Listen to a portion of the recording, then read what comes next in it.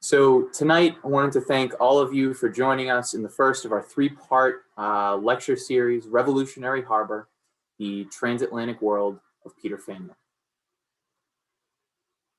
In October of 2020, the National Parks of Boston, the Museum of African American History, the City of Boston, and the Middle Passage Ceremonies and Port Markers Project installed a marker at the end of Long Wharf recognizing Boston's participation in the transatlantic slave trade in the city as a point of entry for enslaved Africans. This marker is a major milestone in a years-long effort that began with the Middle Passage Ceremony of Remembrance at Faneuil Hall.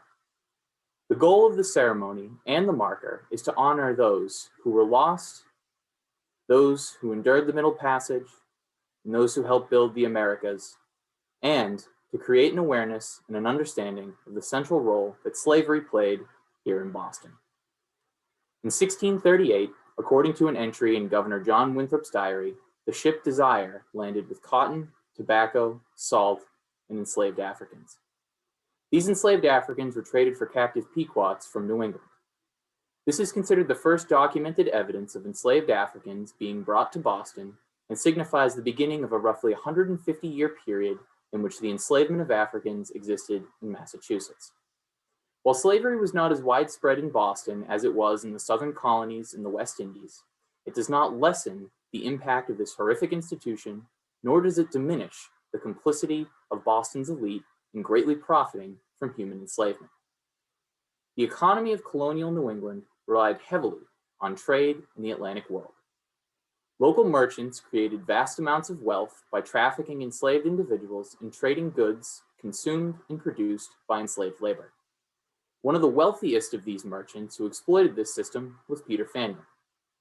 While Faneuil cannot be characterized as a major slave trader, his participation in this system offers a window into the transatlantic economy of 18th century Boston and just how intimately connected slavery was to it. In an effort to better understand Faneuil's leading role in this transatlantic trade and how heavily intertwined and dependent upon slavery it was, National Parks of Boston staff have spent months poring through his invoice books, day books, and letter books to create a new digital hub on our website, which is the basis for our presentation tonight. So, wanted to let everybody know that we will save questions until the end of the presentation, but please feel free to type your questions in the Q&A button at the bottom of your Zoom window throughout the presentation. You can also type them into the chat. With that, I will turn it over to my colleague, Eric.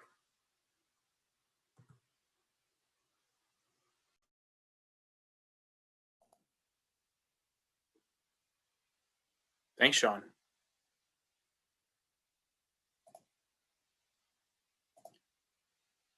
All right, just gonna get the sharing going. Is that working? Everyone see it? Excellent. So good evening, everyone. Thank you all for attending. It's an exciting opportunity to share our research this evening about Peter Faneuil and the Atlantic Empire that he inherited, built upon, and profited from. When we began the project of trying to better understand the history of Peter Faneuil, we're fortunate that some letters, invoices, ledgers do survive, but it's very limited. There's only 2 years of letters that survive. However, after looking at them, studying them, doing additional research, we've been able to uncover a lot more about the complicated legacy of the man that also built the hall that still bears his name, Faneuil Hall, in downtown Boston. Now, it's been known for some time that Peter Faneuil dealt in enslaved people. He purchased enslaved Africans. He dealt in goods that were grown, harvested, refined by enslaved labor. But the true extent had never really been fully studied. One letter that survives that has been often quoted is the letter that I've highlighted here. It was written in 1738, actually, but by today's reckoning, it's actually 1739, when the new year was in late March then.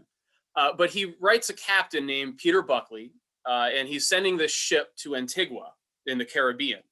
And he makes a request that after selling some fish to a buyer in the Caribbean, with the net proceeds of the same, purchase for me for the use of my house as likely a straight Negro lad as possible you can, about the age of from 12 to 15 years, and to be done one that has had the smallpox, who for being for my own service. This is the only surviving documented evidence of Peter Faneuil personally buying another human being. And when we went to look through all the letters, it's the only one. But then when you look deeper, it shows how much this man knew the Atlantic world, how powerful he was, how much wealth and privilege he possessed. This man in 1739 was able to just write a captain, and he knew exactly what he was looking for. He wanted a young boy who was enslaved, of African descent, to serve in his household, or possibly in livery in his carriage. It's a status symbol for him to own another human being. He knows that he wants someone who's already had the smallpox. This is kind of an investment to him. He wants to get someone who will not die from the smallpox or the diseases. And common belief at the time favored the forced importing of enslaved Afro-Creoles from the Caribbean, believing that because they might already know English or will be teachable, they would already be immune to local diseases. This would be a better investment for your household.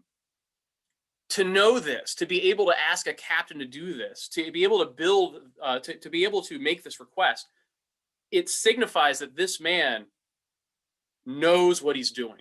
He knows the goods of the Atlantic. And part of that list of goods are actual human beings. So this is how we kind of begin to explore the role of Peter Faneuil, the legacy of Peter Faneuil, and the people that were affected by him and his legacy, both good and bad. Now, we don't know exactly for certain if Captain Buckley fulfilled this request. If he did, he returns to Boston roughly in April of 1739. Now, Boston is the largest harbor at this time in North America. Boston has a population of over 16,000 people at the peak of Faneuil's day in 1740. It is a major port that's a hub for trade, not just leaving New England, such as cod and timber, but it's also a major stop-off point for vessels that are trading up the coast, and it's kind of a last stop for goods, for supplies, before you make the long plunge eastward to Europe. Now, if Buckley returned with an enslaved young boy at Peter Faneuil's request, that ship likely landed somewhere along Wharf. And that's where the middle passage marker is today, appropriately, to mark that this was not just a place of departure, but also landing. This boy would have lived at Peter Faneuil's estate on Tremont Street. The workshop of Peter Faneuil, or rather I should say the warehouse of Peter Faneuil, was down King Street near Long Wharf, roughly in this vicinity. For the rest of this enslaved young boy's life, if he did end up in Boston, he would have been right on the Atlantic waterfront, right on the edge of a world that had enslaved and captured him, and that empowered a man named Peter Faneuil to claim ownership of him. Now, how was Peter Faneuil able to amass such wealth? Now, it helped that he had an inheritance from his uncle Andrew. His uncle Andrew built the mansion in Boston, amassed a great deal of fortune, and he never had any children. And Peter, being the favorite nephew, ended up inheriting the vast majority of the wealth when Andrew died just a few years prior to this letter in 1737. But even before he inherits all this wealth, Peter Faneuil, he was essentially an associate with his uncle, learning the trade, learning contacts, learning what goods to buy where, to send where to make money. Now, the biggest market that they plied, beyond just timber and shipbuilding, buying ships for other buyers, whether they be in Jamaica or England, it's salt cod. And while there was a lot of competition in Marblehead in Essex County, Peter Faneuil instead looked towards Nova Scotia and Ile Royale, or today better known as Cape Breton Island. The fisheries to the north of New England were just as rich as the fisheries off of New England. You had millions upon millions of codfish, and fishermen caught them by the thousands upon thousands of pounds. Now, this illustration is from a book. It's basically called a treatise of fish, but in French. And it illustrates the fishermen catching, landing the cod, cleaning it, salting it, and then putting it on flakes to dry. Now, the salt cod had two distinct grades that men like Peter Faneuil traded in. There was the marketable grade, and that would go east to Europe, particularly Southern Europe. But another grade called refuse or West Indies grade went south specifically to feed the hundreds of thousands of enslaved African people working in the sugarcane fields of the Caribbean. So when Peter Faneuil sent ships to Nova Scotia and Cape Breton, for the most part, they're there to get cod. And that cod's either going to go east for money or for credit, and it's going to go south to the Caribbean to directly feed a massive enslaved labor force to offset the cost of then re-importing sugar and molasses. Now, there's another interesting connection specifically for Faneuil in this region, and that's the proximity of what was then French-held Ile Royale or Cape Breton and British-held Nova Scotia, formerly Acadia. After Queen Anne's War ending in 1713, Great Britain claimed domain over Nova Scotia, and so it became a British-held fishery. Specifically, a harbor of Canso was a popular one with men like Faneuil. But because Faneuil was a Frenchman by ancestry, his uncle and his father both were exiles who fled La Rochelle in the late 1600s, and they settled in New York and Boston. They maintained connections in the old country in France, and Louisbourg, if you actually sailed due east from Louisbourg and never wavered from your course, you would land directly at La Rochelle. And so historically, for well over 100 years, this settlement had a direct relationship with the mainland. Bringing in French goods to Louisbourg from the east and bringing in molasses, sugar, and rum from French Caribbean colonies from the south, Peter Faneuil mastered the art of bringing French goods to Louisbourg and then very quietly moving them just south to Canso to basically naturalize these goods as being British. There were tariffs on sugar, on molasses, on foreign Caribbean goods. And by slipping it through an otherwise sleepy fishing port where no one was paying attention, Faneuil was able to bring goods into British soil without paying tariffs. And then once it was clearly on British soil, it would then go to, say, Portsmouth or Boston, where the sugar was sold to the highest bidder and the molasses went to distillers to make more rum. All of these goods, again, came from the hands, the toil, the labor, the manufacture of enslaved people in the Caribbean. And so already his main business enterprise to make money, to offset his trade, to make more money, it is entangled with exploitation and enslavement. Now, going across the ocean, we have several major markets, and the first of which would be what was often considered the mother nation, and that was England. Now, for England, for merchants like Peter Faneuil, this was a net loss because it was England that you sent your money, your credit that you built up in other trade, essentially to be able to pay off your debts for imported manufactured goods from London. For example, in April 1739, he writes a Mr. John Caswell, who was basically he knows this man through a connection of his bankers in London, who he relies upon heavily to maintain his finances. But he asks in a letter, basically, could you dispose of or sell a dozen silver knives and fork handles? So clearly something that's too old, he's not fond of anymore. And essentially sell them, quote, for my best advantage, and procure for me a new shagreen case, a leather case, with a dozen new knives and forks of a handsome silver handle, and the best blades you can get made in London, for my own use, with room in the case for a dozen spoons, the same size and fashion. So in 1739, he's taking the proceeds of whatever fish, molasses, sugar, even enslaved Africans by this point. He's taking that money and buying whatever finery he can get his hands on to make his life even that much more comfortable in his house at the edge of Beacon Hill in Boston.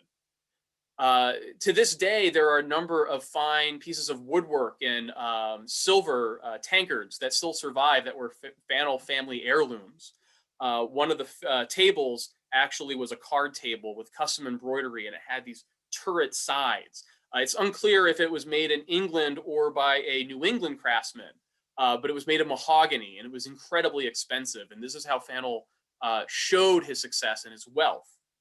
But to pay off these debts, to have enough credit to keep this lifestyle afloat of importing such extravagant goods from England, it required other markets. Now, Northern Europe, not really a market for him to sell to, but was another place to buy from. Wines from France, manufactured goods from German manufactories further inland up the Rhine and the Elbe River. Rotterdam, we have pictured here down below, he still had relatives living there. Despite the exile of many Huguenots or French Protestants when Catholicism was no longer tolerated in France following the revocation of the Edict of Nantes in 1685, a number of Protestants stayed in La Rochelle, including one of Peter Faneul's uncles. And Peter Faneul's brother, Benjamin, would take a trip in 1738 back to England and France to settle family affairs, business affairs, but also squabble with their uncle about an inheritance of a recently deceased relative.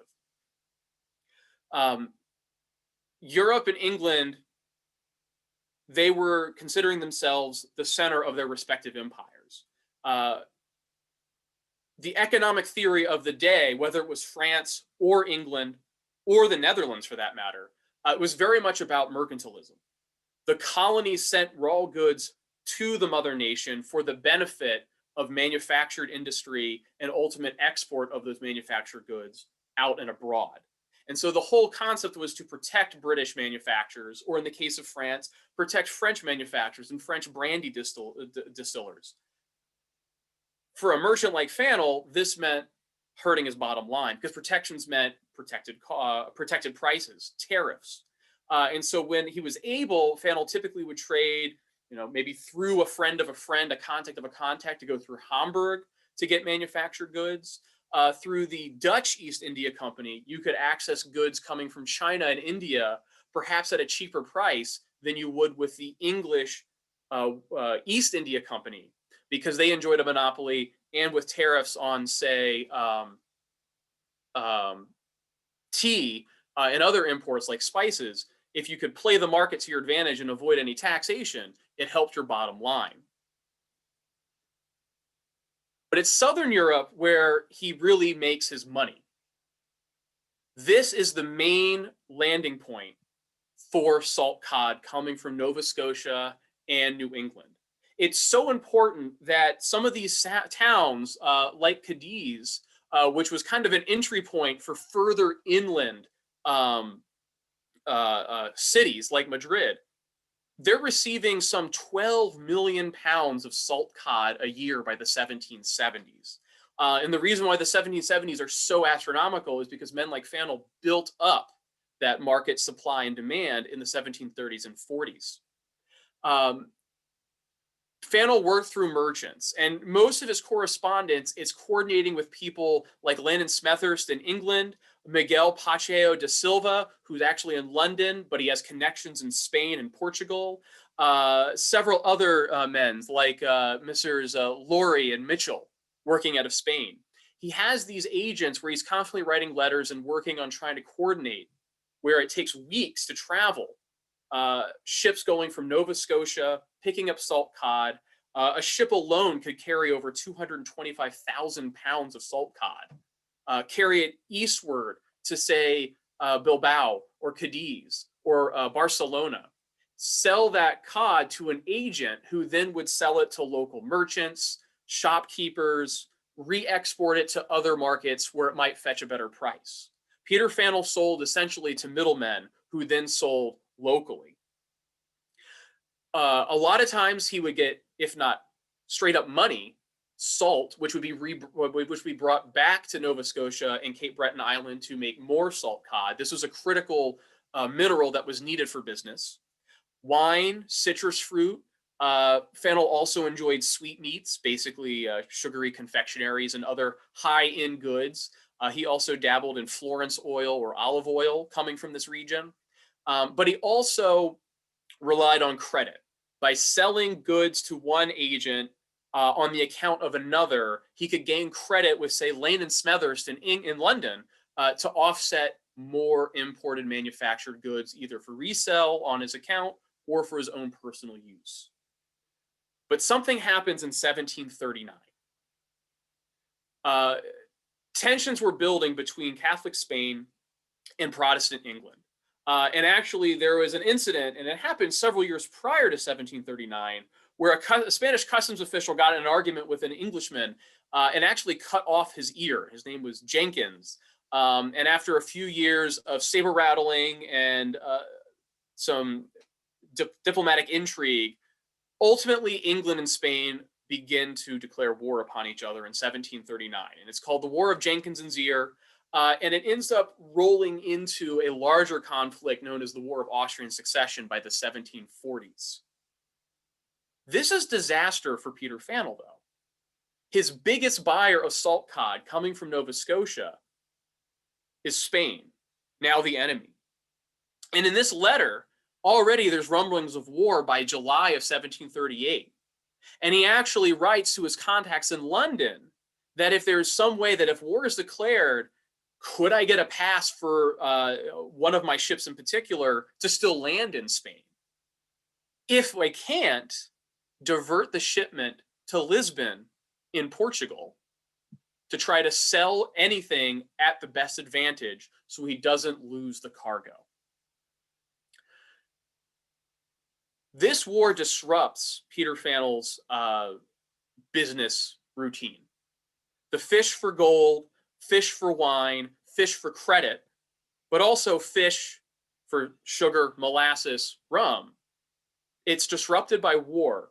And when we looked at the documents, looked at his connections, dug deeper, we realized that he begins to shift to direct human enslavement, importing Africans from Africa, beginning in 1739 and 40.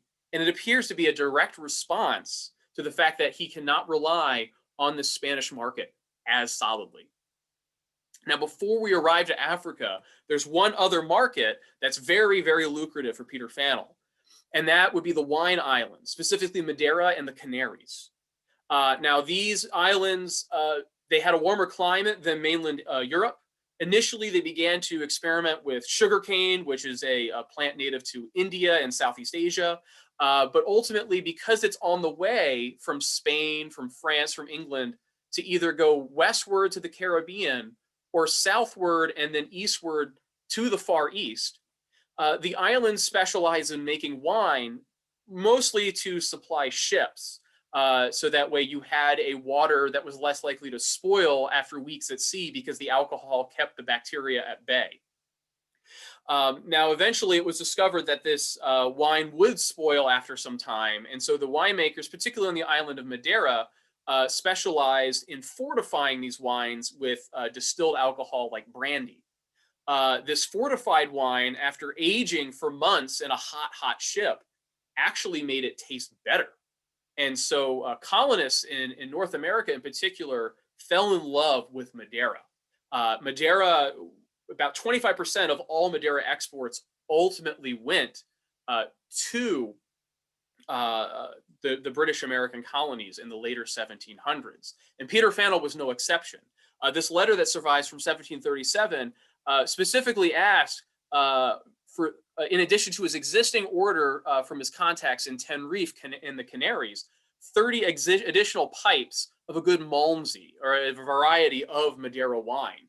Now, a pipe, if I remember correctly, it's about 63 gallons, and he's ordering 30 of them. And so he also comments that currently there's no good Madeira to have, and that whatever he could get his hands on would be welcome, not just by himself, but also by his fellow shopkeepers and coffee house owners, essentially, who would be happy to buy from him at his, customary markup. And again, when war breaks out, he can't trade essentially with the Canaries. He has to trade with the Portuguese and Madeira, and it disrupts his normal business routine. And so that leads us to West Africa. Now, again, no letter survives from Peter Faneuil prior to 1737. We have spotty invoice records and accounting records throughout the 1720s, early 1730s. There's no mention of any contacts of his directly going to Africa. And then something changed in 1739. Now, he had a brother-in-law named John Cutler. Mary Cutler married his brother Benjamin Faneuil. And John Cutler appears in shipping records heading east to Africa in 1739, 1740, 1741, and 1742. His first voyage, we're not entirely sure what happens. It just says he's heading to Africa. We can't find any sign of his arrival back to any port. It could have been the Caribbean. It could have been South Carolina. We don't know. And then another voyage in 1740 went to Sierra Leone, purchased or bartered for at least 70 enslaved, kidnapped Africans, and arrived in Williamsburg, Virginia.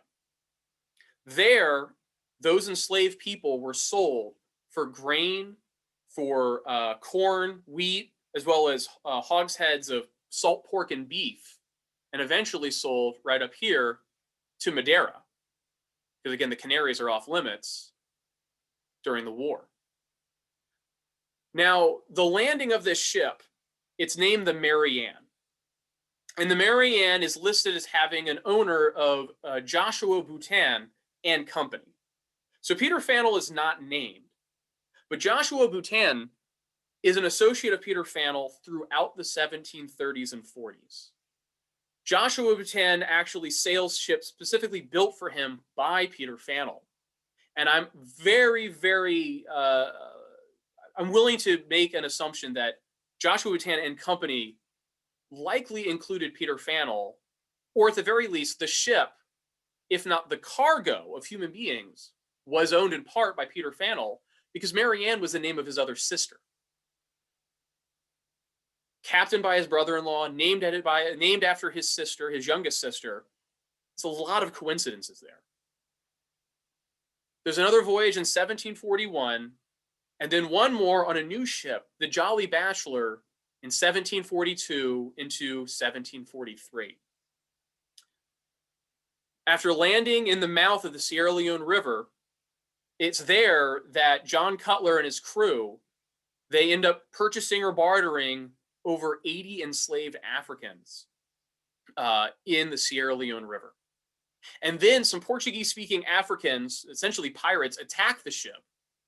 And when Peter Faneuil actually died in March of 1743, little did anyone know, but at the same time, his ship, the Jolly Bachelor, which we know for a fact he owned, was completely stripped of its rigging, floating derelict in the Sierra Leone Bay, and his brother-in-law was now dead at the bottom of the Sierra Leone River.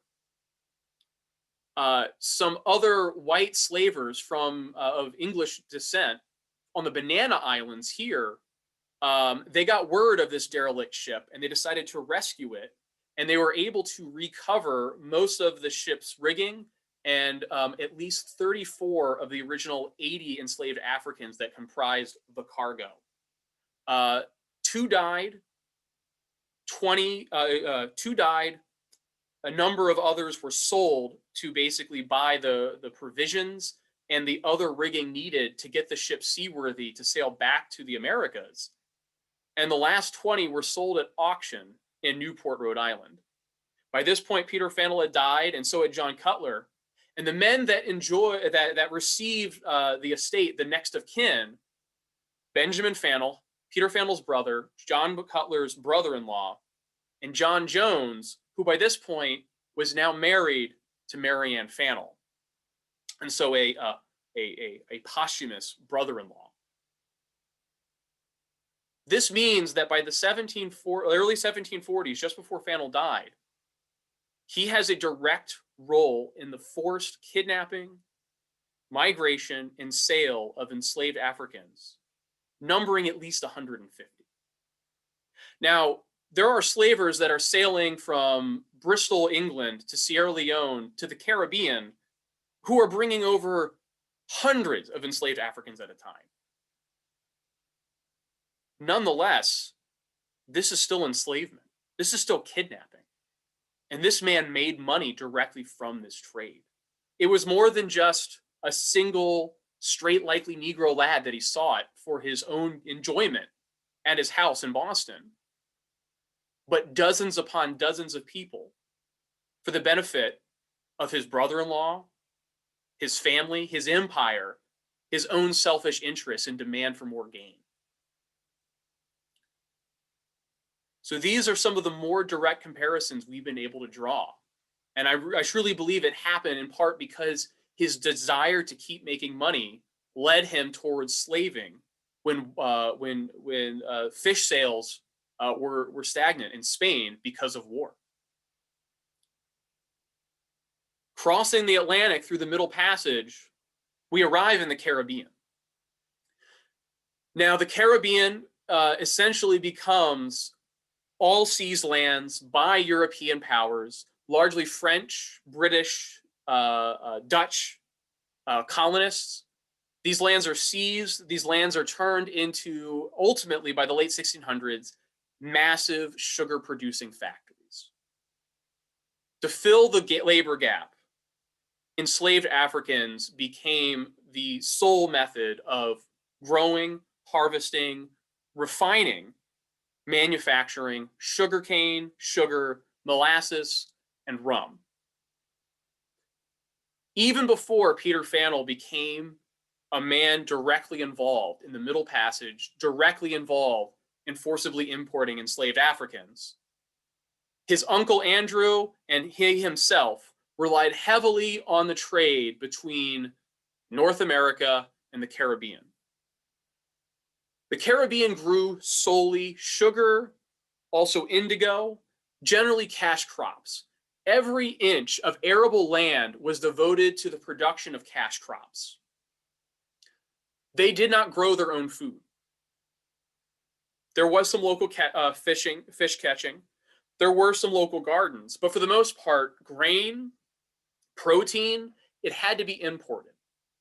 And so long before Faneuil was directly, we have documentation for, involved in the Middle Passage, he more than happily connects ships from Nova Scotia carrying refuse salt cod, ships from New York, Philadelphia, Virginia, the Carolinas, bringing corn, rice, wheat, potatoes, beef, pork, southward to feed the Caribbean.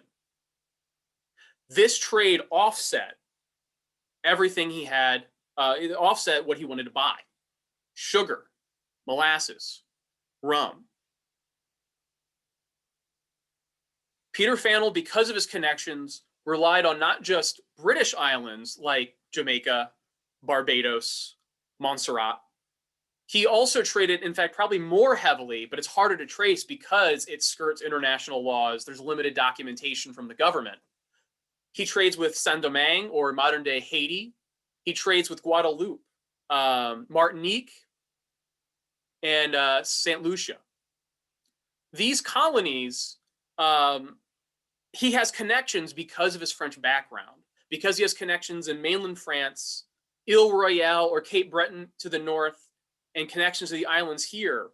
He really corners the market in connecting cod, timber, and grain for slave-grown sugar, molasses, and rum.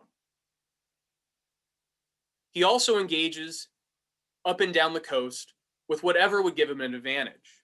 And so even beyond the Caribbean, he trades with places like the South Carolina for rice and indigo. And we have, again, at least one confirmed voyage where the Marianne, traveling up the James River, lands near Williamsburg. And right here, we have documented proof in the customs record, simply listed as the cargo, 70 Negroes. 70 men, women, and children stripped from Africa and enslaved to work the wheat fields, the cornfields, or the tobacco fields of Virginia. In South Carolina, we also have some documented evidence of him building a new business relationship with a man named Robert Pringle. Pringle is introduced to Faneuil by associates in London, and essentially Faneuil is readying a ship to go from New England, presumably bringing timber, fish, down to South Carolina. And he asked Pringle to send the ship to whatever advantage is good for him and Faneuil to somewhere to the east, so long as it returned back to Nova Scotia in time for the fall catch. He also mentions that among all the rum he's shipping down from New England, the first 2 hogsheads are actually full of smuggled brandy. Don't tell anyone, and I hope you basically import it without any prejudice to my crew. This seems to be a normal course of business, and it also seemed to be a kind of way to test a new business associate. How savvy are you? How discreet can you be? How much can you be trusted to basically handle my affairs for me, thousands of miles away removed? And if you help me, I'll help you, be it rum, sugar, fish, or enslaved Africans. Even in the middle colonies, Peter Faneuil has ties directly and indirectly to enslavement in this Atlantic empire that he builds. Now, his father settled in New York. Specifically, New Rochelle is where they had a farm estate, but like most wealthy landowners in the Hudson River Valley, they had farms in the Hudson Valley and merchant houses on Wall Street and right on the waterfront in Manhattan. Julien Verplanck was a trusted associate of the Faneuil family. Peter Faneuil essentially inherited this contact from his brother, from his father and his uncle. Julien Verplanck owned, again, an estate in the Hudson River Valley, had a trading house on Wall Street, and another close associate were the DePasters. Similarly, landholders growing wheat in the Hudson River Valley and running merchant houses down in Manhattan. Now, in New York, a lot of the labor for these wheat fields, it was supplied by enslaved labor. And in fact, helping me in my research, there is a historical society devoted to Van Cortlandt Park in the neighborhood there in the Bronx. A family very similar to the Verplancks in the DePasters, the Van Cortlandts, they had a large estate. They grew wheat, they grew other foodstuffs, and they relied on enslaved labor to sow, grow, harvest, and also in their own mill, a man that they identified later as Peter and his son ran an actual mill to grind the wheat into flour for export. It's this connection with the Van Cortlandts. It's illustrative of what happened all up and down between Albany, New York, down to the Bronx in modern day New York City.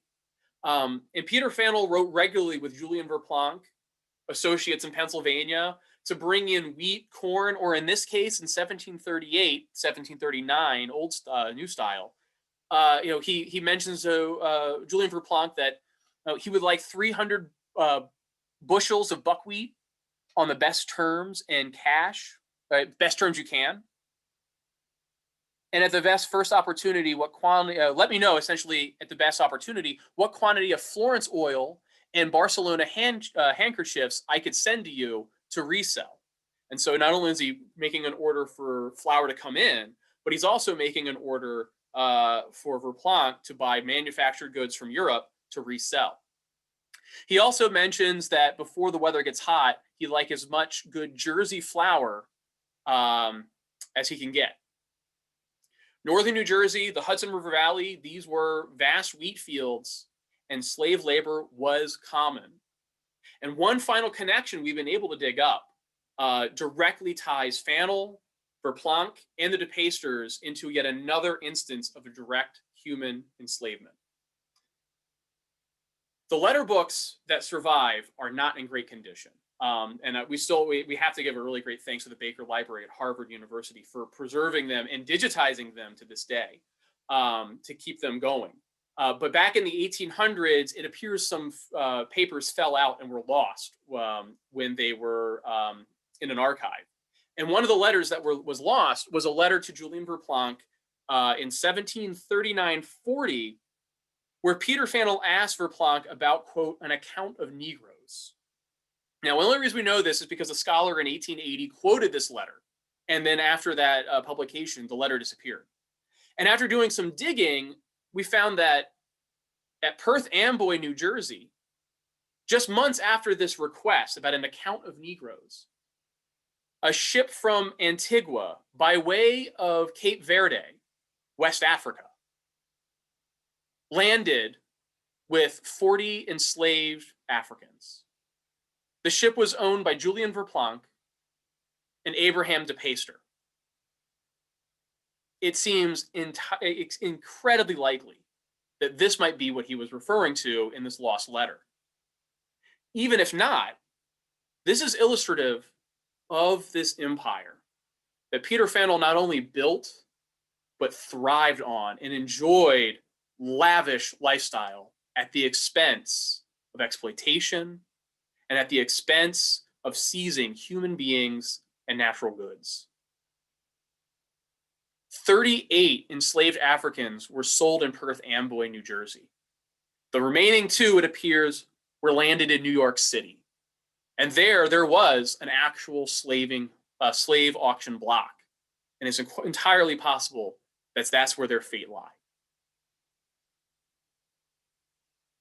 As we return back to the view of the entire Atlantic, I think back to where we started with this unknown boy, 12 to 15 years old. We still don't know if that request by Faneuil was ever fulfilled, if he ever landed in Boston. But this boy's fate was at the hands of people that had immense power. Peter Faneuil is not the only one who had this power and who could command so much wealth and materials and human beings. But he's emblematic of this vast empire that stretched thousands of miles through letters, money, handshakes, and a willingness to stretch the rules, whether it was smuggling or to ignore that these were human beings that were being seized and enslaved. Peter Faneuil was able to amass a massive fortune. He leaves a legacy of a hall that still stands to this day that we now call the Cradle of Liberty. Long after Faneuil's time, it would become a hall for revolutionary meetings, abolitionist meetings, suffragist meetings, labor activism. It's still used to this day. But the true legacy of Peter Faneuil is way more complicated than just a man who was a merchant who also dealt in enslavement, both directly and indirectly. From the rum that he sold and enjoyed to this mysterious boy we still do not know of, who very well worked in his household, wore livery in his fine sleigh trimmed with bearskin and beaver pelt. On one hand, you have Peter Faneuil, but on the other, the true legacy also lies with that unknown boy and this entire empire behind it. I'd like to thank the following people on our final slide for their devotion of time, talent, and resources. This was truly a team effort to put this whole thing together. Not just my fellow park rangers here, but I really want to give a shout out to Max Bouchard, who's been a volunteer and intern with us. He has done a phenomenal job doing research, transcribing. It's thanks to him that a lot of what we know was able to come together. The Baker Library at Harvard University, just by making these scans digitized and freely available, it really made this research possible. the folks at NEHGS, and I also want to thank contact through a really great colleague of mine to some professors of French in France to help us with some of the letters that Peter wrote to France, to Ile Royale, to Saint-Domingue, to help us get a little bit more of an idea about what truly is going on behind this empire. Thanks, everyone. All right, thank you so much, Eric. You've given us a lot of really great information to unpack, and we already have a lengthy list of questions to ask. So I want to get us started on the Q&A portion of our evening. Just a friendly reminder, if you do have questions, please feel free to drop them in the Q&A section. You can add them to the chat as well. My colleague Sean and I are going to be monitoring those questions so that we can bring as many of them to Eric's attention as possible. So with that being said, we're going to start off with a snappy question. Where were the ships that Peter Faneuil relied on built, Eric? So one of the major exports that he specializes in is coordinating the construction of ships in Boston, in Newburyport, Marblehead, Salem, basically Essex County and Boston. He coordinates with shipbuilders, shipmasters to build ships for either himself, his contacts, family members, and we have two specific examples of him building a ship for a man named Thomas Quay in Jamaica, and then Lane and Smethurst, probably on a regular basis. We just have documentation of one or two, regularly building ships for captains that are sent to him by Lane and Smethurst. So he's building ships for these captains, and then he gets a cut of the profits on those initial voyages. So a lot of the ships he's dealing with, they're all registered and built in New England. Excellent, thank you. We've received a couple questions surrounding the lack of documentation about Peter Faneuil. People are interested in knowing how someone who's so prominently placed in Boston's history can have that lack of documentation, wondering, are there documents such as household inventories, perhaps Peter Faneuil's will, that can give more insight into who he might have possessed and enslaved? So there is an inventory. And again, much like how the shipping manifests consider enslaved Africans just another commodity, another part of the cargo manifest, in the inventory, it just says that they were, quote, 5 Negroes, and there was a valuation for each one. If I remember correctly, he dies intestate, so there is no will, but there is an inventory. Benjamin, his brother, becomes essentially the man that manages his estate and his affairs, but John Jones actually marries his sister, Mary Ann. Peter never married, hence the ship named the Jolly Bachelor. Mary Ann served as essentially the woman of the household, the host of the household. And then right after Peter dies, she marries John Jones, and he lives in the mansion. I don't know how these letter books survived. Clearly, this was a volume of many, many, many, and they've just disappeared. Maybe they were destroyed. Maybe they were lost. I mean, they're actually part of the Hancock papers at the Baker Library. So how did they even come into the ownership, or they get mixed in with the Hancock collection? It not even entirely clear. But for someone who is so wealthy, so significant, and so emblematic of this period, there's very little. Yet at the same time, even having 160 pages of letters and some ledgers, that's a lot more than you get with a lot of research, especially if you're researching anyone who is lower income, of African, American Indian descent, a woman. So on one hand, we shouldn't be too angry, because at least we have these pieces, and they're critical because it enabled us to go, okay, well, who's this Joshua Boutin? And then with modern databases, we can search the name in newspapers. We can search the name in slave voyage databases. And so we can do a lot more analytical research and data analysis that you couldn't do even 30 years ago. So we're able to kind of make the existing surviving primary sources go farther. But it takes a lot of legwork and a lot of teamwork. Great. Moving along, we have a participant wondering the extent to which Peter Faneuil's pursuits are in search of personal wealth are actually tied to a religious sense of goodness or redemption. And if that religious goodness or piety are an issue, how does enslavement of people play into that? Ooh, that's a good question. Because the letters are very business related, we don't get a lot of sense about his philosophy. However, after researching him extensively and knowing that while his ancestors were Huguenot, so they are essentially Calvinist-leaning Protestants, which is why they fit in pretty well with colonial Boston, is because the dominant religion of Congregationalism is Calvinism. The Huguenots, basically the same kind of theology, same kind of teaching of Calvin. But Peter Faneuil goes to the Anglican King's Chapel. He is a massive donor and supporter of that church. And I suspect he's a fan of it because it's so lavish. If you go into, say, Old South Meeting House, it's a very Spartan basic meeting house. You go up the street to King's Chapel, and you can tell, even though it's not supported by a phenomenally wealthy mogul of the Atlantic Empire, I mean, these pews were decked out in fine velvet, cushions, trinkets, and in fact, he made a pledge to donate to King's Chapel before he died, and then after he died, his brother was not so interested in keeping that promise, and there was actually a lawsuit over it, and it was thrown out because the court had no standing in this because it was just a promise to make a donation.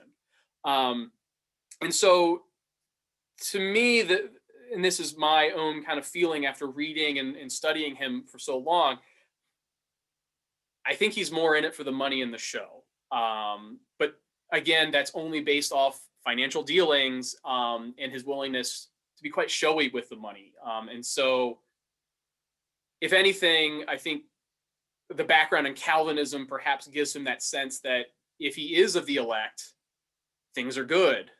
I'm taking what I've got, what I inherited, and I'm going to make it bigger and better. It's probably a pretty pessimistic view, but after researching him, that's kind of the default I take with Peter Faneuil. So I hope that answers it sufficiently. So I think related to that question, being showy with your money, we have a couple questions about what the attitude in merchant Boston in the 1700s was in relation to the slave trade, how pervasive that was throughout merchant Boston. And connected to that, are these slave traders trying to hide or obscure their activities? Could that be why it's not in the records as much?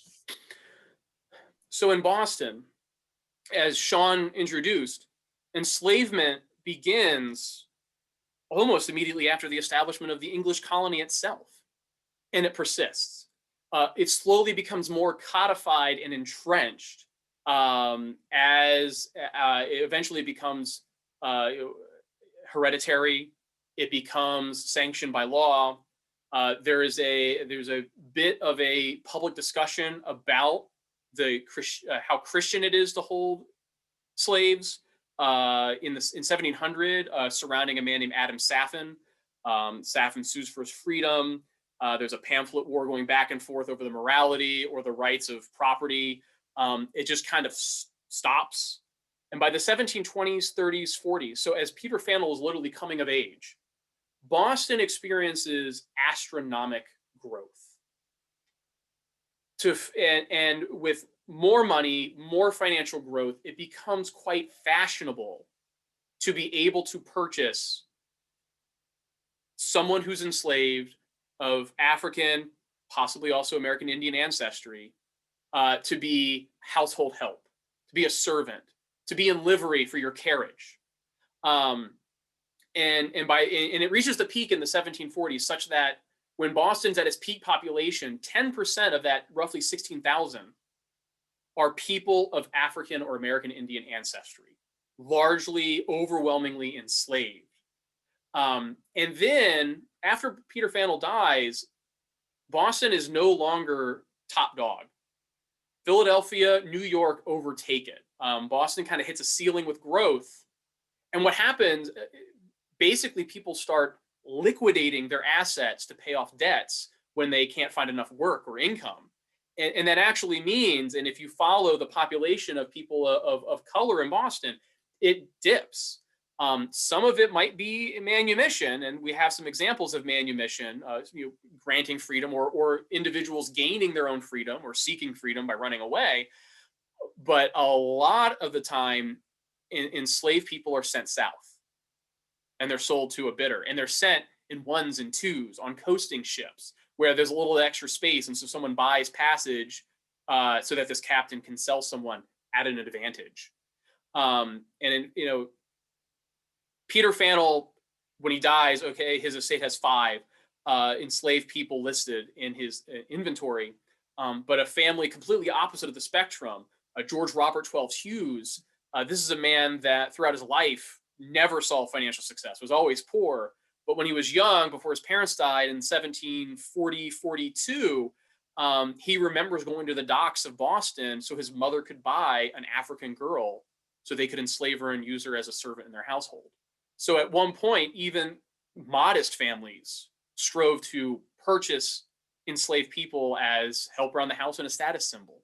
And then once the money got tight, these people were literally liquidated. And so the records, because it comes in piecemeal, because we don't have a lot of invoices, because the customs records from the Naval Office in Boston, they just don't exist from roughly early 1730 to early 1750. So the key period of Peter Faneuil's time, we have no custom records in the records office in the UK that survive. And so it's a combination of bad luck with records management and the fact that this is just so commonplace, so matter of fact. And it'd be like expecting someone, as brutal as it sounds, expecting someone to keep a receipt for buying milk. I mean, it's not that cheap, but it was that commonplace to deal in enslaved people. And so you have these transfers happening privately, even advertisements, they would say, well, if you're interested, inquire of the printer where to go. These were always word of mouth, one-on-one private transactions. And when ships did arrive directly from Africa or Antigua, usually it was a smaller number because, again, the demand wouldn't be able to handle, say, 300 enslaved Africans being landed in Boston. So you have 20, 30, 5.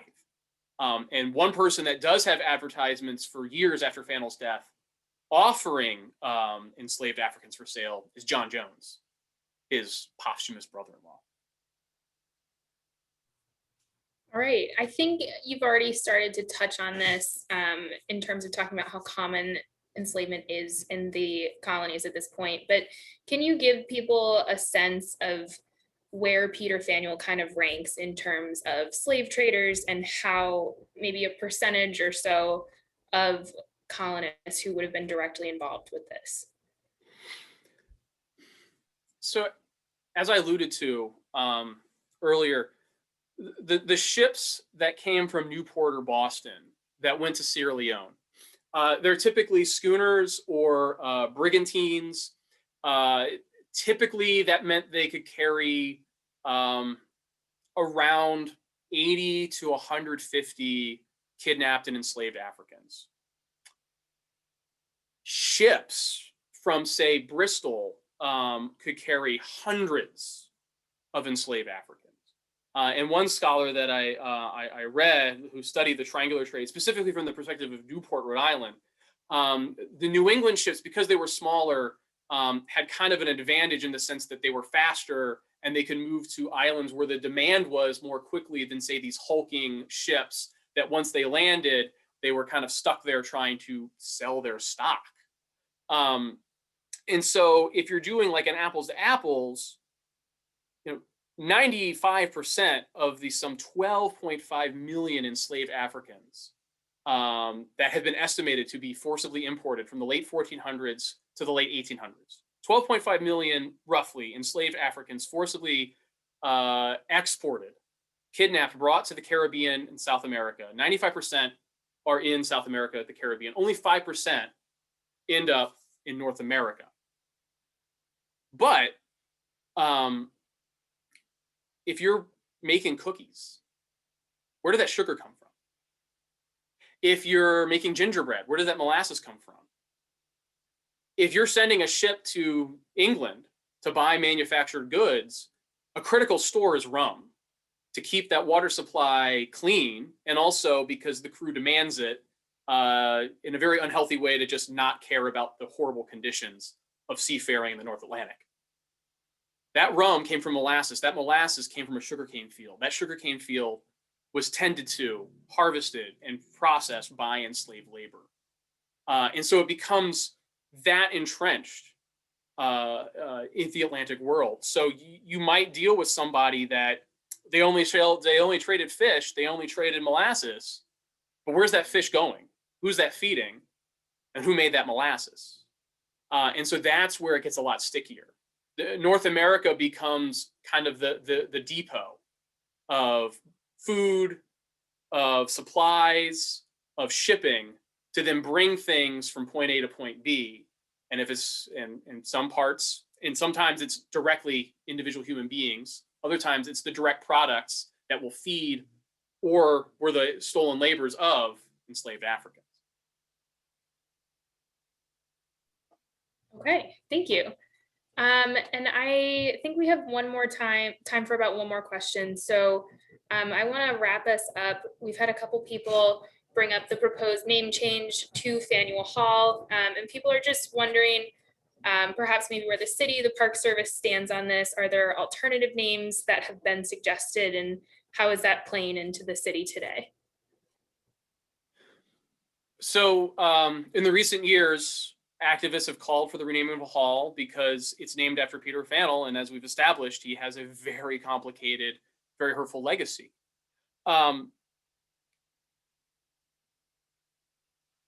The hall was donated to Boston as Peter Faneuil left it as a legacy to the people. A fire gutted it in 1762 or 61. It was expanded in 1805 and 1806 to roughly what you see today. And it's been maintained by the town and then city, the people of Boston, ever since. So it's really the city's hall. And who you commemorate, who you remember, what you name, it's really up to the community that has the most claim to it, I think. They're the ones that have the ability to determine what the name could be. It's an ongoing debate, and what we want to do is provide the context, provide the information. People have asked different, people have proposed different names. I couldn't begin to think personally of which ones I could select. Did that answer the question? My internet hiccuped for a split second when you asked it. So. Yeah, I think that answered the question. Thank you, Eric. I know that we have not had time to get to all of the questions that have been dropped in both the chat and the Q&A section. I do want to remind everyone, if you have questions that are still unanswered, please feel free to email us. We would be happy to respond to you. My colleague has just dropped the email address in the chat. So please reach out with any of those unanswered questions you might still have. At this point, I want to pass it off to Rebecca Smirling, who is the Director of Programs for Boston Harbor Now, so that she can close us out.